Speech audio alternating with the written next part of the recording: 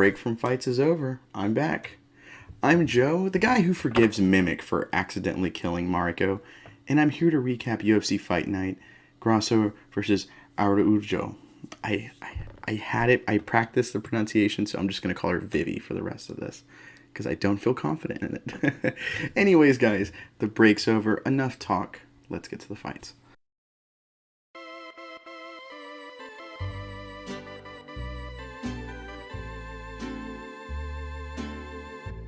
And in our main event, we had Alexa Grasso, who's streaking. She's this rising prospect. She's trying to keep this winning streak alive against a really dangerous and solid Vivi Araujo.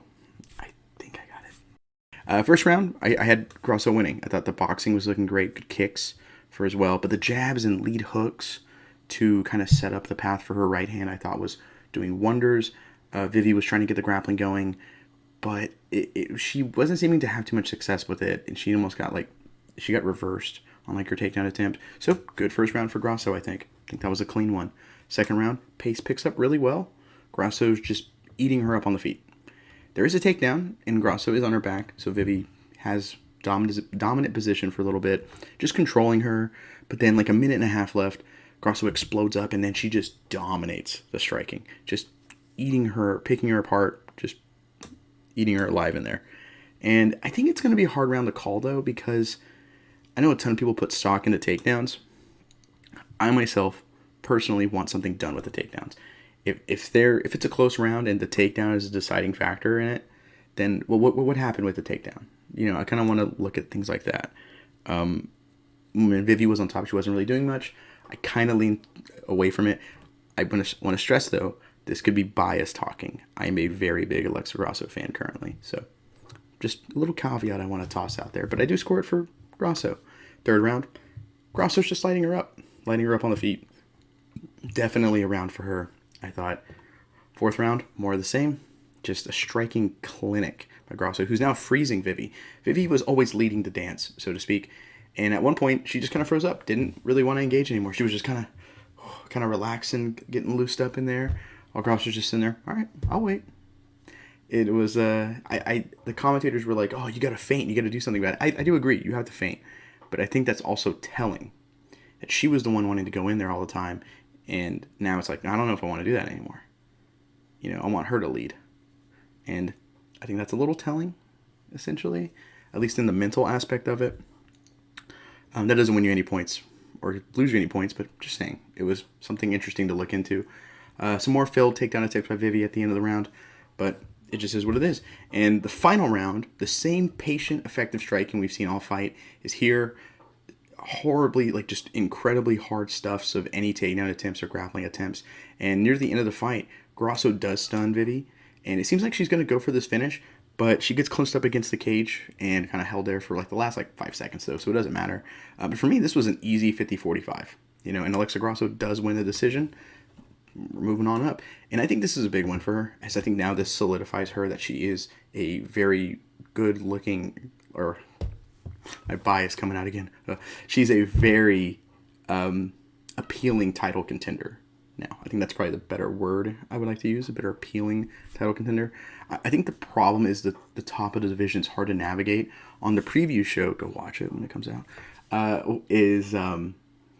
we talked about that at Women's Flyweight, because next week is Manon Fiorot versus Caitlin Chookagian, and that is kind of built up as a title eliminator. So it's so what do you do? I personally am suggesting this. I think the UFC needs to just go ahead and do Shevchenko, Talia Santos 2. I thought Santos won that fight. I'm kind of confused, as to how we give it to Shevchenko, but sure. That's all I can really do when I disagree with the judges' scorecards. And I think the winner of next week's fight, if it's Fiorot, I think Fiorot should just get it. I think she should just be next in line, and we have her fight the winner of those two again, of the rematch. We don't need to do a third fight every time it happens. Just my opinion. I think if Chookagian wins, I think she's still a hard sell for a title fight, because of the fact that even though she's doing incredibly well, and I think she does deserve it if she beats Fiorot, I don't think they're going to. So to help ease their minds, why not have Grasso fight Chookagian if Chookagian wins? If Furrow wins and they don't do a rematch and they're just going to toss Manon Furrow into the Shevchenko fight, then I think have Talia Santos fight Alexa Grasso. I think that's the kind of paths we have to look at. Again, next week's going to be when we kind of see a clearer picture. We can start really guessing. So it's really hard to say what the future is after this main event, sadly. But it's great that we're having, Flyweight. No one cared about the title picture for years, and now we actually, we get to navigate it now. Ooh, we're getting there. Again, division's getting good. It's pretty nice.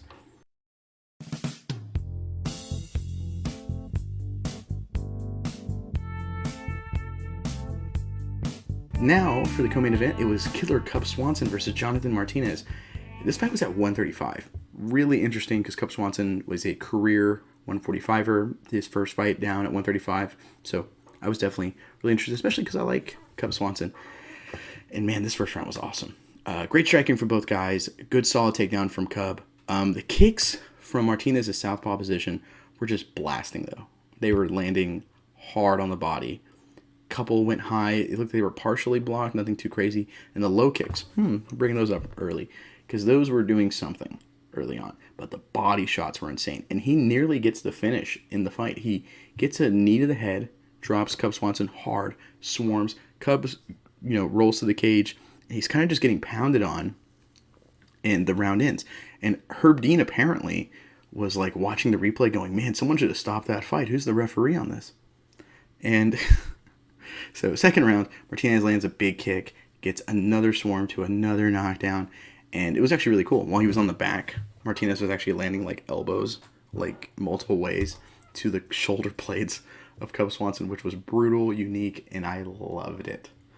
But now they're back on the feet. After some grappling, they get back on the feet, and Cub is pressing in with head movement and these big hooks. And whenever he's pressing, like being the aggressor, stepping in, using footwork and his head movement to land big shots, he's winning the fight, but he always resets. It's like a big thing he's always done. He'll land the big shot and he'll reset. And when on the reset, Martinez is just okay, now we're in the open, we're in the neutral again. I'm just going to keep blasting these kicks at you. And it's just adding up.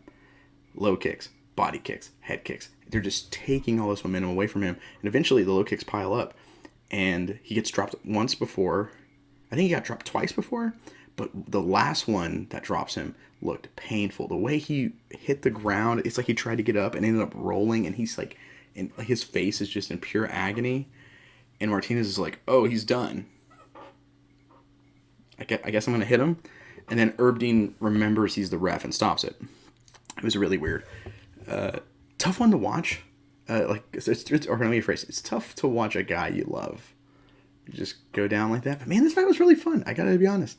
But then some other notable moments from this card.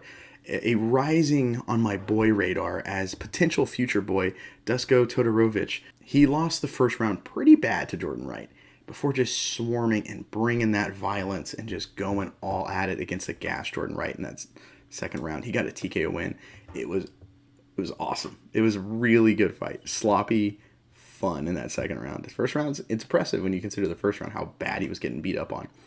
Alonzo Minifield got a win over Misha Serkinov with this aggressive wide hooks that got him an early violent knockout shot. It was insane. And finally, Rafael Assunção got a gutsy, gritty decision win. The show, he still got the stuff. He still got something going. He had a 4-fight losing streak, and he's back in the win column. Man, good for him.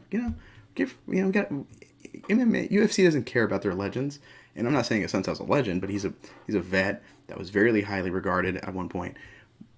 Let's give some love to him, man. Good job, man. But that's it for me. Be sure to check out the preview show where me and Carl broke down UFC 280, and also, of course, next week at the pay-per-view or after the pay-per-view, I will be recapping it, and I will be denying any wrong predictions I ever made. I'm always right on these recaps. That's just how it works. I predicted all these to go that way. Anyways, I'm Joe with the INC. Thank you for watching.